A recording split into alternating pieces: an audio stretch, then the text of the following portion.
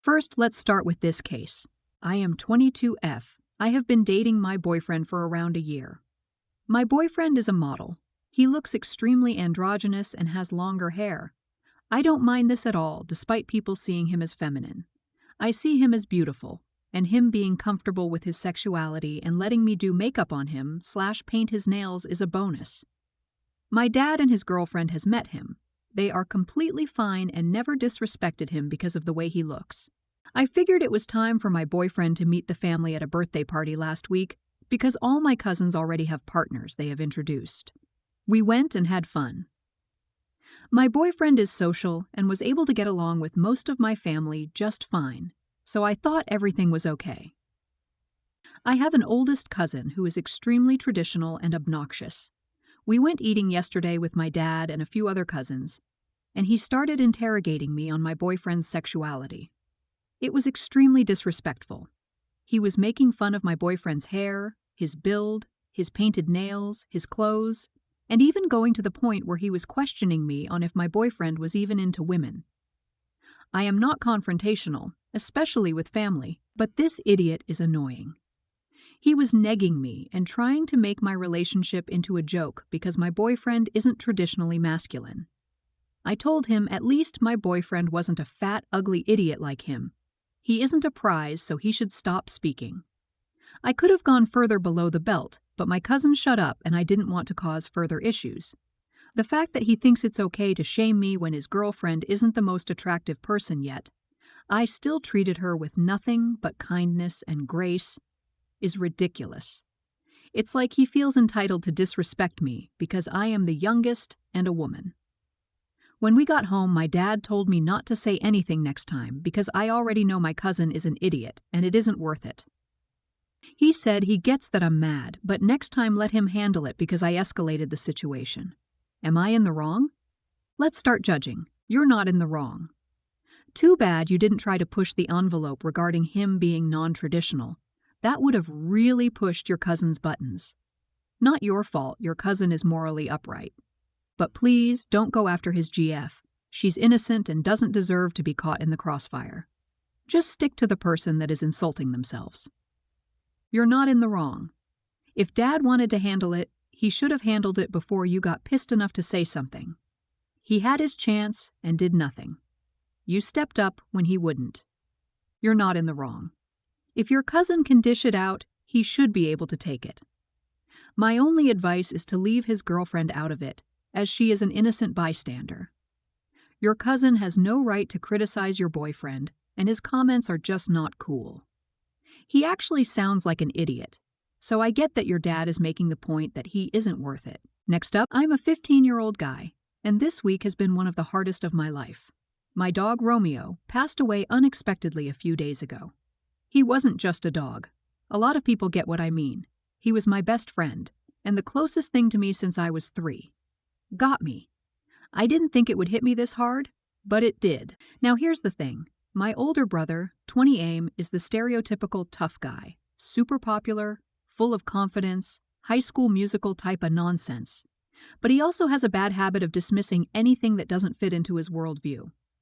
We've never been that close.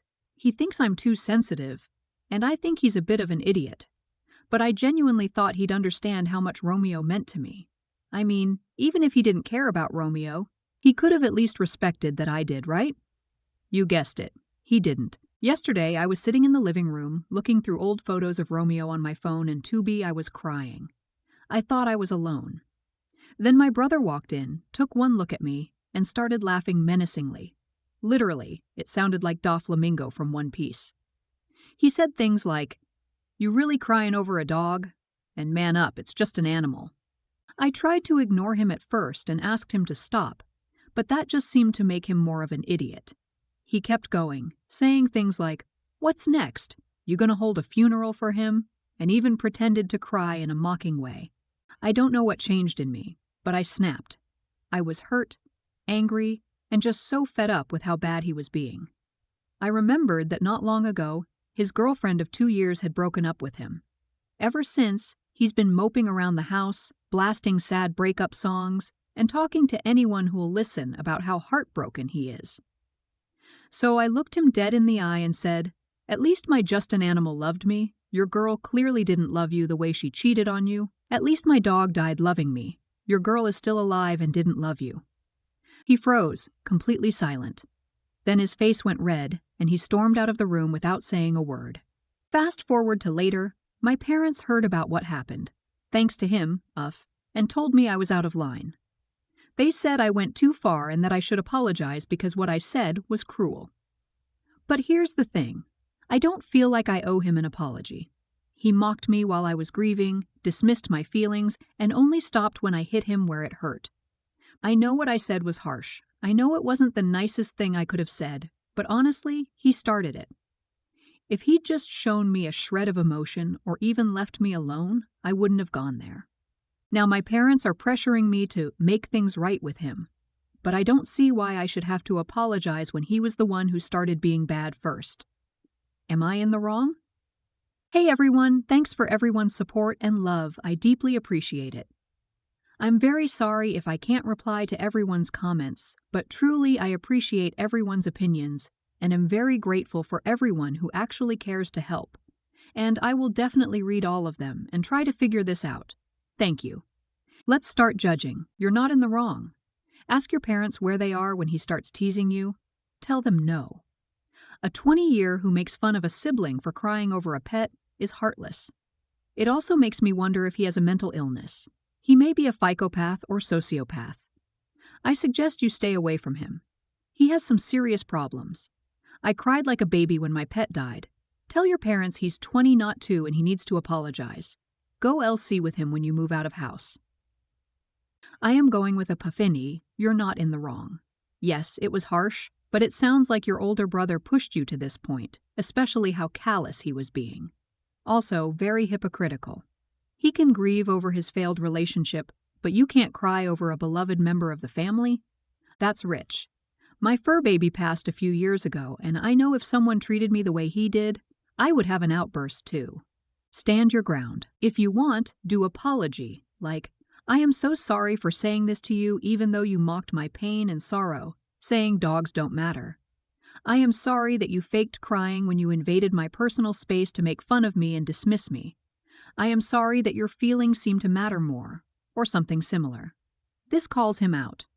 Honestly, he's 20, he's an adult, you are a minor. His behavior is appalling. Your parents lack awareness also. You're not in the wrong. Grown men cry. Grown men especially cry over dogs. I'm assuming that this dog was your family's dog and not just yours. So he should have feelings about it too. The fact that he doesn't is concerning. What you said was harsh, but there comes a point where when someone is attacking you, you have to fight back. He deserved what you said and he needed to hear it. Your brother is a 20-year-old adult. You're a 15-year-old kid. He should be way beyond how he's treating you. He should be the one taking the high road. And he didn't. He attacked you, he ifed around and found out, and now he knows that you won't take his nonsense anymore. Good for you. Sometimes that's the only way to handle a bully. Next up, my roommate has this friend. Let's call him Mike. Mike is a bit of a dick and a horrible guest. He's the type of person who will come to your home, ask for Coke, be offered Pepsi, accept it, and then spill it on your carpet just to be like, "Screw Pepsi, am I right?" He's the type of person who will delete your stuff on your Xbox One to make space for his nonsense. He's the type of person who eats everything with his hands and wipes his fingers on your couch.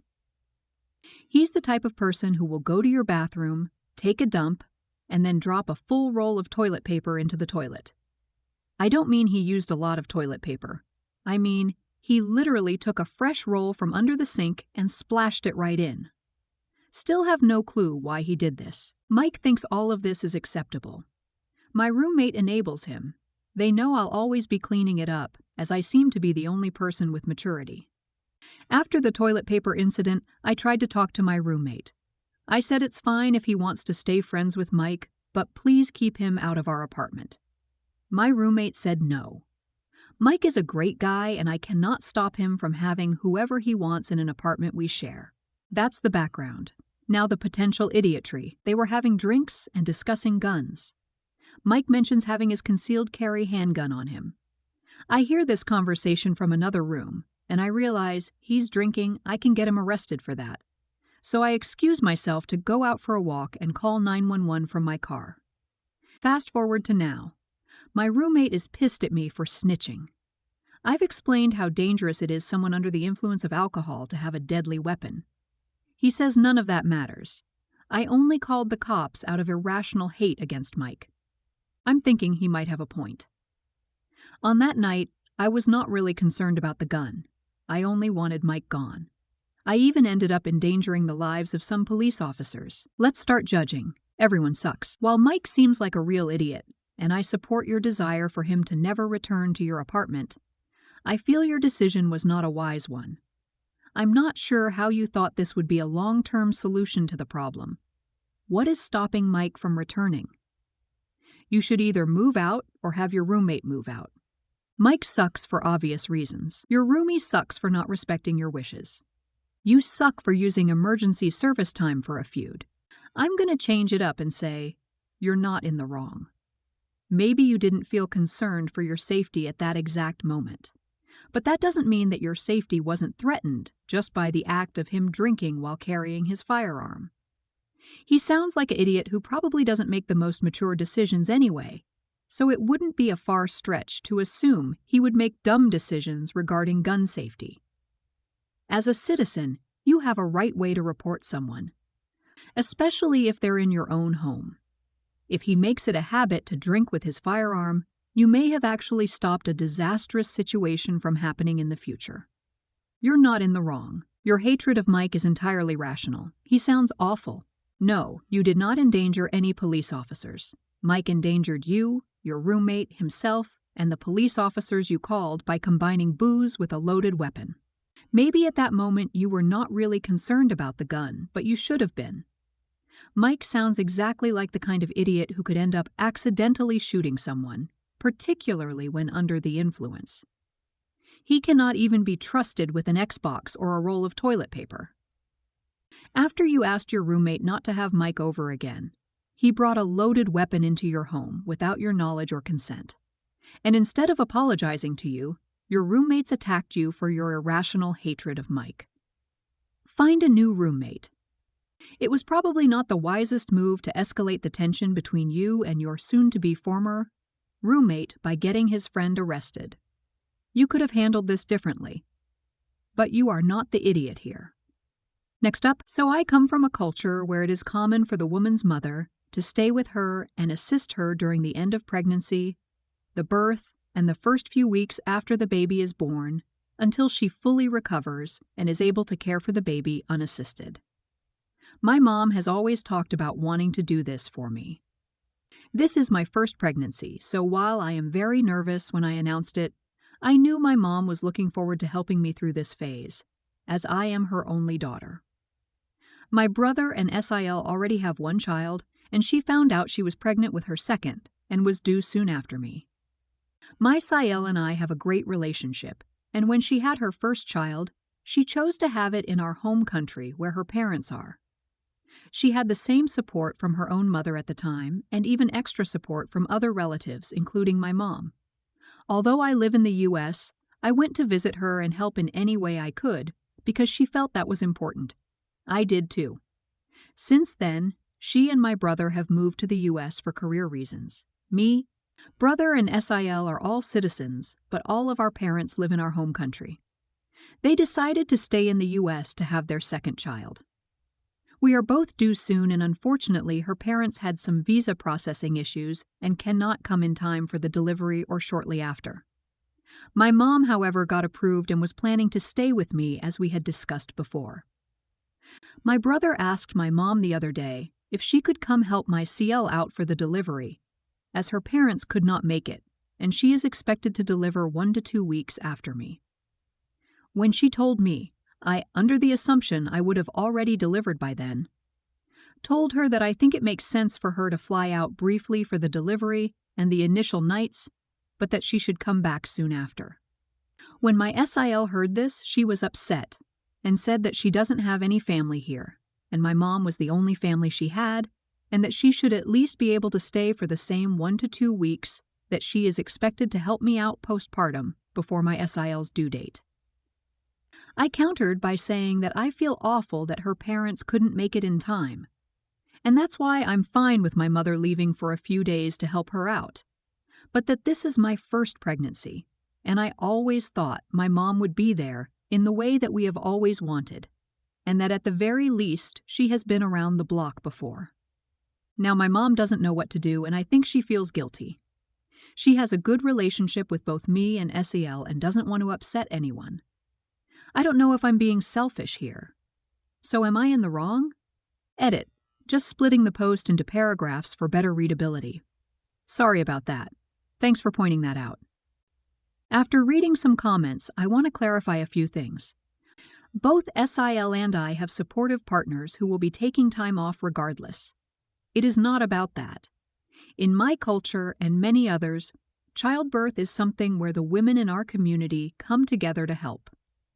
After growing up and leaving your parents' house, this is really one of the few moments you can feel like you need your mom again and have that bonding moment. I'm sure we both would manage if we only had our partners, but it's not just about that for us. If worse comes to worse and we both have difficult deliveries that require that kind of support, then my own MIL could be there for me then.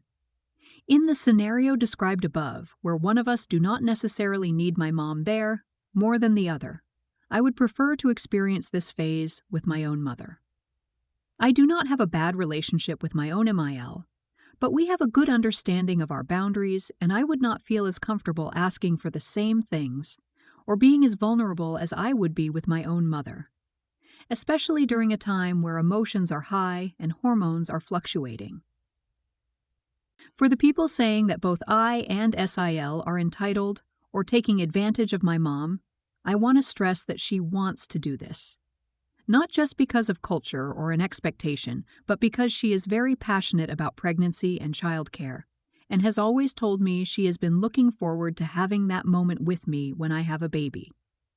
Back in our home country, she has done this for countless and more distantly related women in our community, and feels empowered by it. Our due dates are about 11 days apart, so I said 1 to 2 weeks to account for some buffer time. The people saying that either of us could deliver early or late are correct. As of now, we are both having healthy pregnancies and expected to deliver close to the due date. And what I told her was simply under the conditions that we do deliver 1 to 2 weeks within each other without major complications. If the situation changes, I am open to changing my perspective. Let's start judging. You're not in the wrong. I don't think a lot of people on this sub are going to get the cultural aspect. My mom still talks about how her mom stayed with her, and my dad, she'd wake up when I cried, change me, clean me up, and take me to my mom for feeding, then put me back in the crib for her to maximize her sleep and handled all the cooking, and just generally nurtured her, and me by extension. Your mom's first obligation in my culture at least would be to you, except that your brother is making a demand, and your mom is probably used to giving him what he wants and expecting you to be the bigger person. I'd emphasize your mom that SEL has already had a child. She has parents of her own, and it's not right that you shouldn't get the benefit of your mom when you need her more than ever. There aren't a lot of perks in my culture for women, but mom helping with a new baby? That's one of the very few.